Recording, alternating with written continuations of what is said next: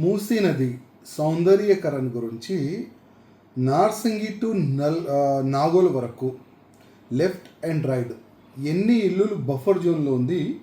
ప్రతి ఒక్క ఇంటికి ఒక ట్రేడ్ మార్క్ వేసి ఎంఆర్ఓ కానీ పోలీస్ అధికారులు కానీ వాళ్ళు ఒక మార్కింగ్ చేసి వెళ్తున్నారు. అదేవిధంగా జనాలకి చెప్తున్నారు ఇది ఇవాళ లేకపోతే రేపు ఎప్పుడైనా డిమాలిష్ కావచ్చు.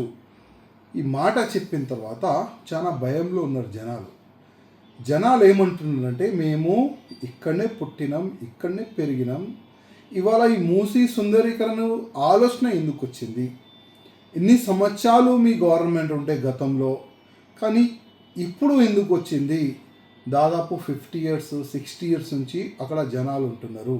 వాళ్ళు ఒక క్వశ్చన్ అడుగుతున్నారు, కానీ గవర్నమెంట్ దగ్గర సమాధానం లేదు. అదేవిధంగా జనాలు ఏమంటున్నారంటే ఫస్ట్ పలగొట్టే ముందు మేము ఎక్కడ వెళ్ళాలి, దానికి సమాధానం ముఖ్యమంత్రి చెప్పాలి. ఇవాళ మీ ఆఫీసర్లు వెళ్తున్నారు, మార్కింగ్ చేస్తున్నారు, ఇవాళ లేకపోతే రేపు బుల్డోజర్ వస్తుందంటే నైట్ నిద్రలేదు జనాలకి, అంతా భయంలో ఉన్నారు.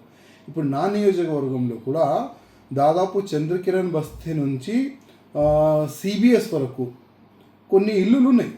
చాలా పేద ప్రజలు, వాళ్ళు ఎస్సీ ఎస్టీలు అక్కడ ఉంటారు.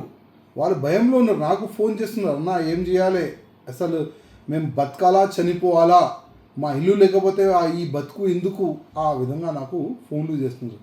అందుకోసం ప్రత్యేకంగా కలెక్టర్ గారికి ముఖ్యమంత్రి గారికి ఫస్ట్ ఇల్లు పలగొట్టే ముందు వాళ్ళకి 2 BHK డబల్ బెడ్రూమ్ ఇస్తారా, లేక ఇల్లు ఇస్తారా, లేక ఒకవేళ వాళ్ళు ఒప్పుకుంటే వాళ్ళు ఇల్లు పలగొట్టిన తర్వాత వాళ్ళకి డబ్బులు ఇస్తారా?